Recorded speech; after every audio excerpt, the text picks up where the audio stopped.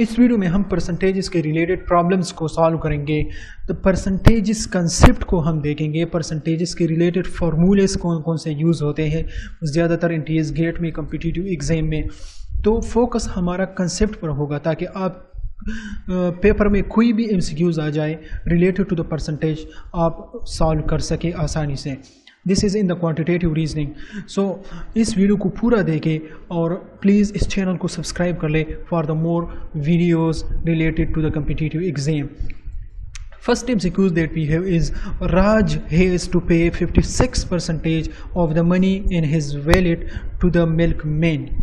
He pays Rs 182 to the milkman. How much money does he have in the wallet? आप solution से पहले आप कोशिश करें, वीडियो को पास करें और कोशिश करें कि आप इस प्रॉब्लम को सॉल्व कर सकते हो या नहीं, और फिर देखें कि आपने ठीक किया है कि नहीं किया है। ये मेरा एक रिकमेंडेशन है आपके लिए।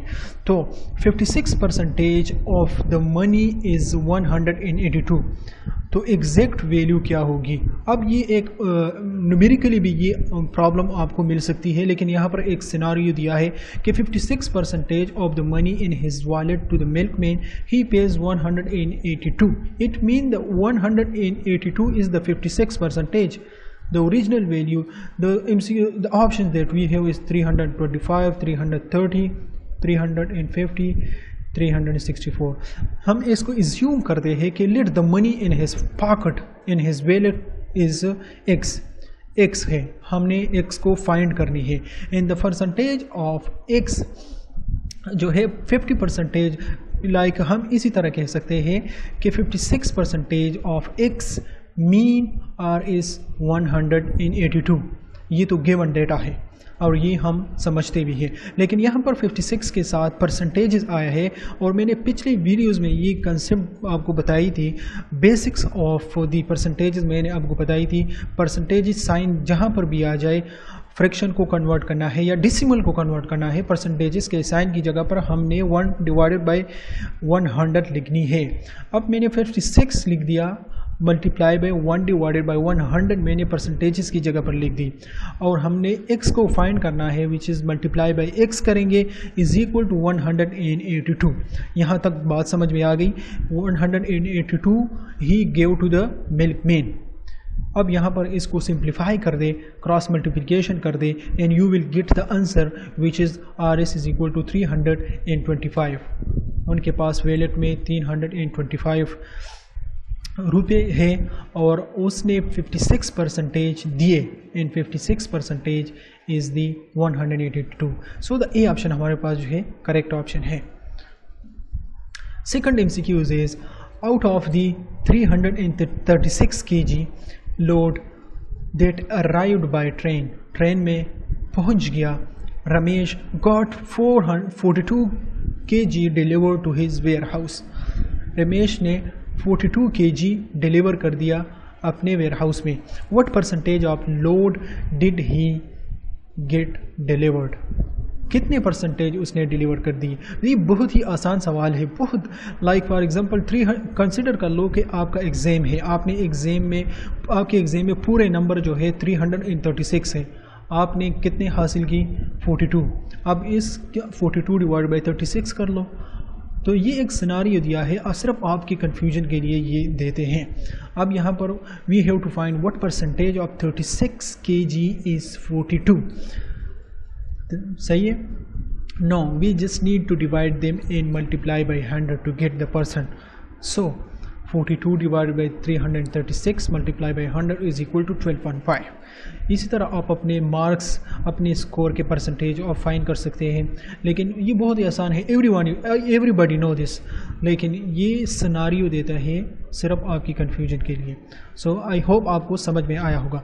एक रिकमेंडेशन देता हूँ मैं आपको कि क्वेश्चन स्टार्ट करने से पहले आप खुद ही कोशिश कर ले, वीडियो को पास कर ले और कोशिश कर ले, ताकि और फिर देख ले कि आपने सही किया है या नहीं। This is the best way for practice in understanding the percentages quantitative verbal reasoning problem. अब इस B is the correct option. 3 MCQs। A teacher says 15% of the first number is equal to 21% of the second number. 15% of the first number is equal to 21% of the second number. So 18% of the first number will be what percentage of the second number? 15% in 21% लिख दो, and then 18% in x लिख दो, इन cross multiplication कर दो. अब यहाँ पर 18% ए तो एलिमिनेट कर दो, गलत है, सही है. हम इसको सॉल्व करते हैं. Let's the two number be y and z such that हमारे पास पहला सिनेरियो ये है, गिवन डेटा ये है 15% of y is equal to 21% of z and 18% of y is equal to dash percentage of z. आप इन दोनों को क्रॉस मल्टीप्लिकेशन कर दो and you will get the answer. अब परसेंटेज साइन ऑफ इसको डिफिनिट चाहे रिमूव कर लो, सॉल्व करने के बाद इसके साथ परसेंटेज डाल दो.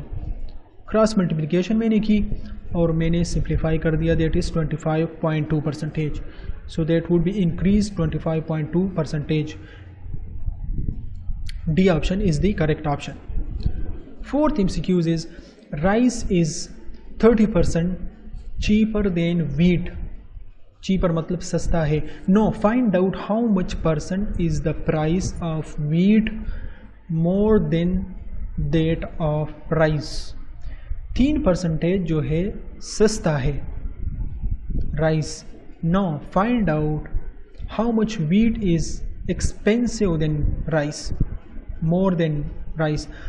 लास्ट में जब मोर देन डेट ऑफ राइस आ जाए तो डेफिनेटली हमने 30% से ज़्यादा परसेंटेज देनी है, ऑप्शंस में देखनी है. 30% से ज़्यादा परसेंटेज देखनी है. इसके लिए सोचने की कोई ज़रूरत नहीं है, सिर्फ एक ही फार्मूला आपने याद रखना है, and that is r divided by 100 minus r. ये पिछले वीडियो में मैंने डिस्कस किया था, लेकिन वो थोड़ा सा हमने एग्जांपल ज़्यादा किए थे. r डिवाइड बाई r हमारे पास है गिवन परसेंटेज. अब यहाँ पर नीचे दिया हुआ है 100 माइनस r. अब 100 माइनस r आ गया तो वैल्यू हमारे पास क्या होगी? कम होगी. r हम माइनस करेंगे. जब डिनोमिनेटर कम होगी तो हमारे पास पूरा का वैल्यू ज़्यादा हो जाएगा. तो इट मीन दैट जब लास्ट में मोर आ जाए तो हमने डिनोमिनेटर में माइनस रखना है. अब 30 हमारे पास गिवन परसेंटेजेस है, ये हमने पुट कर दी and this is the answer. Look at this, 30% is less than 42.85%. अगर मैं यहाँ पर 100 प्लस r कर दूँ तो फिर वैल्यू 30% से कम आएगा क्योंकि डिनोमिनेटर है. अब यहाँ पर हम अनदर एग्जांपल करते हैं which is very opposite of this example, and this is one like juice is 15% costlier then water. By what percentage is the price of water lower than that of juice. Last में lower आ गया तो हमने फार्मूले में denominator में plus लगाना है. मैंने प्लस लगा दी तो अब वैल्यू लेस आएगा, कम वैल्यू आएगा. अगर कम वैल्यू आ जाए 100 के साथ मल्टीप्लाई कर दे which will be less than 15%. अब यहाँ पर मैंने 115 आ जाएगा, 15 पर डिवाइड कर दो एंड 100 के साथ मल्टीप्लाई कर दो विच will B 13.05%.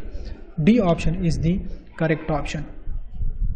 For the sale season, Amal first increased the rate of its product by 10%. पहले सीज़न में 10% इंक्रीज़ हुआ, ज़्यादा हुआ, and then offered a discount of 10%. और फिर डिस्काउंट भी देते हैं. पहले एक्सपेंसिव करते हैं 10%, उनकी कीमत बढ़ाते हैं प्रोडक्ट्स की, और फिर डिस्काउंट भी 10% देते हैं. What is the change in the rate of the product in the comparison to the original. अब यहाँ पर देखिए डी ऑप्शन में हमारे पास 0 है, मैक्सिमम 0 ही सेलेक्ट करेगा कि 10% ज़्यादा होगा, 10% डिस्काउंट देते हैं तो 0 ही करेक्ट आंसर है, बाकी को देखने की ज़रूरत भी नहीं है. लेकिन ये गलत है. आपने करनी है ये परसेंटेज के साथ आपने simple subtraction, addition, division, multiplication नहीं करनी है.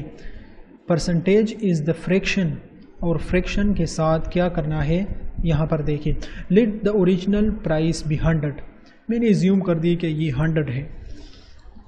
इंक्रीज ऑफ 10% मीन दैट, अब यहाँ पर 100 की जगह मैंने एज्यूम कर दी 100 लिख दी मैंने, आप 200 लिख दे, 500 लिख दे, 1000 लिख दे, 50 लिख दे, सेम आंसर आएगा। Increase of 10% mean the price now, 10% आया, हमने 10% को डिसिमल में कन्वर्ट करना है तो परसेंटेज की जगह पर 1/100 लिख दो, सही है। अब 1/100 लिख दो तो 10% ऑफ 100 इज़ 10, इसको 8 कर दो 110 आ जाएगा। एक प्रोडक्ट अगर 100 रुपये पर है और 10% प्रोडक्ट की कीमत ज़्यादा हो गई तो that would be 110। Similar situation यहाँ पर भी है। No decrease of 10% mean price now, अब यहाँ पर डिक्रीज़ का मतलब है कि डिस्काउंट देते हैं 10%।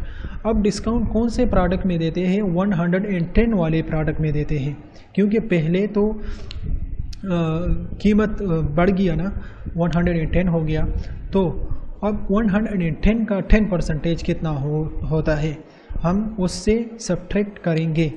10% ऑफ 110 इज़ इक्वल टू 11। अब 110 से आप 11 को सब्ट्रैक्ट कर लें and that would be is equal to 99। अब यहाँ पर आई होप आपको समझ में आया होगा। This is a little bit tricky one. यहाँ पर आप देखिए मैक्सिमम लोग यहाँ पर 0 ही सेलेक्ट कर देते हैं। सो हमारे पास जो अब यहाँ पर हमारे प्रोडक्ट का जो ओरिजिनल कीमत है वो 100 है एंड डिस्काउंट के बाद जो कीमत है वो है 99। अब 100 से 99 को सब्ट्रैक्ट कर ले विच इज़ इक्वल टू 1। तो हमारे पास जो ए ऑप्शन है वो है correct option. Next MCQs is like सारे के सारे MCQs इसके रिलेटेड आते हैं। अगर थोड़ी बहुत डिफरेंट हो, सिर्फ प्रैक्टिस के लिए मैं सॉल्यूशंस अपलोड करता रहूँगा, वर्बल रीजनिंग के रिलेटेड में भी अपलोड करता रहूँगा। तो इसके लिए चैनल को सब्सक्राइब कर ले, लाइक भी कर ले, ताकि आपको आपकी गेट कोई भी टेस्ट पास हो सके। यहाँ पर प्रेजेंट पॉपुलेशन, यहाँ पर next question is present population of a city is 60,000, सही है। It increase at the rate of 10% per year, यहाँ पर रेट का जिक्र है। तो find the population of the city after 4 years, यहाँ पर ऐसा भी हो सकता है कि before 4 years, after 5 years, after 6 years. तो सारे के सारे के लिए आपने कैलकुलेशन तो नहीं करनी है, बस सिर्फ सिंपली एक फार्मूला याद रखना है which is equal to population into 1 plus rate divided by 100 into whole n is the number of years. अब यहाँ पर अगर बिफोर आ जाए तो हमने माइनस रखना है, 1 माइनस r डिवाइड बाई 100। यहाँ पर population after 4 years is equal to 60,000 into 1 plus 10 divided by 100, value हमने पुट कर दी। अब इसको आप सिंप्लीफाई कर दें, क्योंकि यहाँ पर मेरे साथ जगह नहीं था, तो आप इसको सिंप्लीफाई कर दें and you will get the answer which is equal to 87,846। So the C is the correct answer.